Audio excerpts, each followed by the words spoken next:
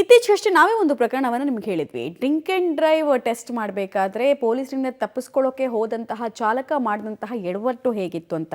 ಬ್ಯಾರಿಕೇಡ್ಗೆ ಗುದ್ದಿದ್ದು ಅಲ್ಲದೆ ಎದುರುಗಡೆ ಬಂದಂತಹ ಚಾಲಕನಿಗೂ ಕೂಡ ಅಂದರೆ ಟೂ ವೀಲರ್ ವೆಹಿಕಲ್ಗೂ ಕೂಡ ಗುದ್ದಂತಹ ಪ್ರಕರಣದಲ್ಲಿ ಚಾಲಕನನ್ನು ಪೊಲೀಸರು ಬಂಧಿಸಿದ್ದಾರೆ. ಕಳೆದ 21ನೇ ತಾರೀಕು ಜಾಲಹಳ್ಳಿ ಸಂಚಾರಿ ಠಾಣಾ ವ್ಯಾಪ್ತಿಯ ಸಾಹಿತ್ಯ ಕೂಡ ಜಂಕ್ಷನ್ ಬಳಿ ಬಂಧಿತ ಕಿರಣ್ ಬ್ಯಾರಿಕೇಡ್ಗೆ ಕಾರ್ ಗುದ್ದಿ ಎಸ್ಕೇಪ್ ಆಗಿದ್ದ. CCTV ಪರಿಶೀಲನೆ ಮಾಡಿದಂತಹ ವಿದ್ಯಾರಣ್ಯಪುರ ಪೊಲೀಸರು ಆತ ವಿದ್ಯಾರಣ್ಯಪುರದ ನಿವಾಸಿ ಅನ್ನೋದು ದೃಢಪಡಿಸಿಕೊಂಡಿದ್ದಾರೆ. ನಂತರ ಆರೋಪಿ ಕಿರಣ್ನನ್ನು ಪೊಲೀಸರು ಬಂಧಿಸಿದ್ದಾರೆ. ಈ ಕುರಿತು ಜಾಲಹಳ್ಳಿ ಸಂಚಾರಿ ಪೊಲೀಸ್ ಠಾಣಾ ವ್ಯಾಪ್ತಿಯಲ್ಲಿ ಪ್ರಕರಣ ದಾಖಲಾಗಿದೆ.